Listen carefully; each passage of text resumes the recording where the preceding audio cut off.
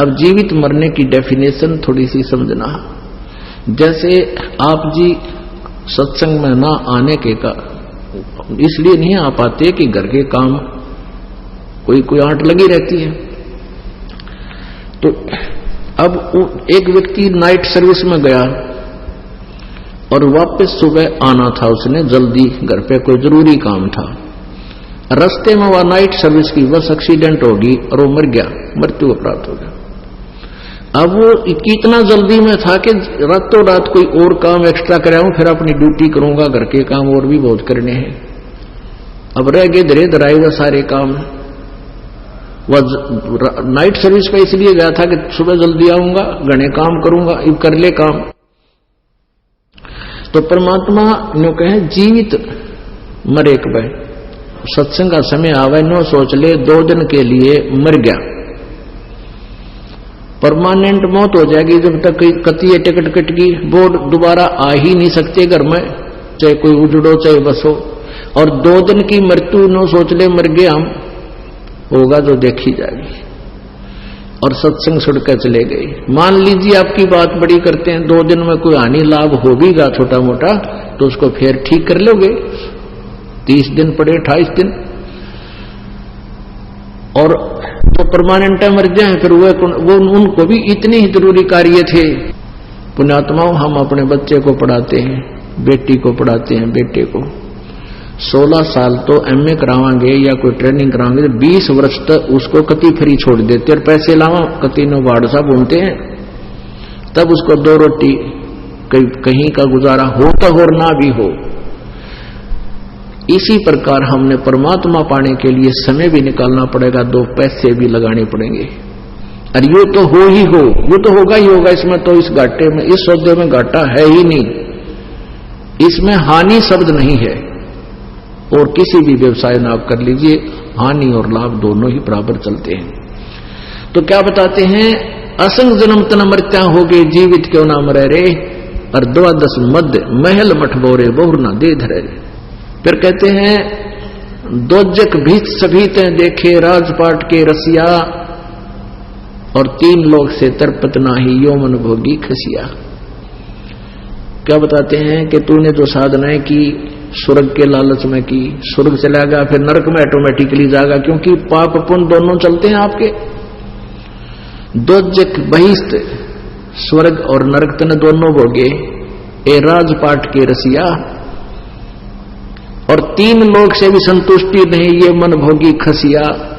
इस मन की संतुष्टि अगर इसको कोई 3 लोग भी दे दे तो भी न सोचा कि तो और देख लो, राज्य और बढ़ जाए मेरा। अब जैसे किसी के पास एक प्लाट है, नो सोचा है भगवान इसमें 2 कमरे बन जा, वो बन गए हैं। फिर नो सोचा है 2 बच्चे हैं, 2 लड़के, 1 प्लाट और हो जा, वो भी हो गया। फिर मन में ये आ जाती है भगवान एक कोठी, 1 मकान और बन जा, दोनों बच्चे बराबर हो जा। अब उसमें लग गया इतना मृत्यु होगी, गधा बनकर उस कमरे के पिछले लोग खड़ा, फिर वो कुत्ता बनकर बैठा गली में वही है।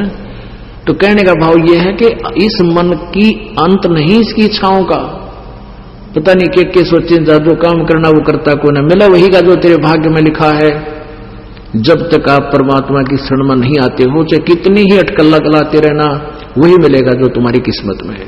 और कबीर परमेश्वर की शरण में आने के बाद आपको वो वस्तु मिलेगी जो आपके भाग्य में भी ना होगी, लेकिन होगी आपके हित में तो मिलेगी। और आपके पाप सभी नष्ट हो जाएंगे। और संचित सब कर्मों को भी, प्रारब्ध कर्मों को भी, पाप कर्मों को नष्ट कर देगा। तो क्या बताते हैं, सतगुरु मिला तो इच्छा मिटे। सतगुरु मिला तो यहाँ की ये जो हमारे जो जाल फैला रखा काल ने और हमारी वृत्ति इसमें फंसी पड़ी है, इन इच्छाओं को खत्म करेगा। जो सतगुरु मिले तो इच्छा मिटे, पदमिल पदे समाना, और चल हंसा उस लोक पठाऊं जो आदि अमर स्थान। अब कहते हैं कोई संत मिलेगा तो यहां से इस तरह के प्रवचन वचन बता के और दोनों का डिफरेंस दिखा के आपकी यहां से इच्छा खत्म करेगा। सतगुरु मिले तो इच्छा मिटे, और पद मिल पदे समाना। पद माने वे ऑफ वर्शिप, पद्धति, शास्त्र अनुकूल साधना की भक्ति आपको देकर और उस परम पद को प्राप्त करावेगा। गीता जी अध्याय नंबर 15 के श्लोक नंबर 1 से 4 में कहा है कि तत्वदर्शी संत वो होगा जो उल्टे लटके संसार रूपी वृक्ष के सभी विभागों को बता देगा। उसके पश्चात उस परमेश्वर के उस परम पद की खोज करनी चाहिए जहां जाने के बाद ये संसार में जीव फिर लौट कर नहीं आता। और जिस परमेश्वर ने सब ब्रह्मांडों की रचना की है मैं भी उसी की शरण में हूं, यो गीता ज्ञानदाता कहता है। तो क्या बताते हैं, सतगुरु मिले तो चल हंसा उस लोक पद मिल पदे समाना, यानी पद माने वे ऑफ वर्शिप, पद्धति अकॉर्डिंग टू द शास्त्र, शास्त्र अनुकूल साधना करने से, पद्धति के अनुसार साधना करने से उस परम पद को प्राप्त होगा। सतगुरु मिले तो इच्छा मिटे पद मिल पदे समाना, पद यानी उस परम पद को में समा जाओगे, वहां पहुंच जाओगे।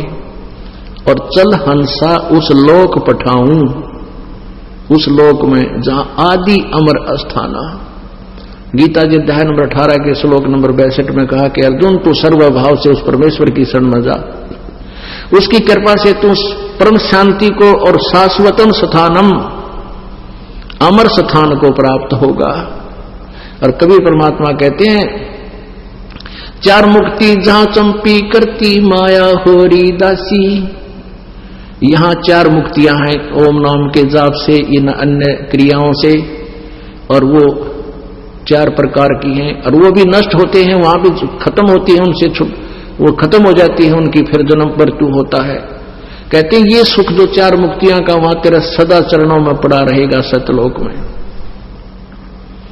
चार मुक्ति जहां चंपी करती, यानी चार मुक्ति तेरे चरण दबाओंगी, वहां पर तेरी सेवा करेंगी, हाजिर खड़ी रहेंगी, ये सुख सदा रहेगा।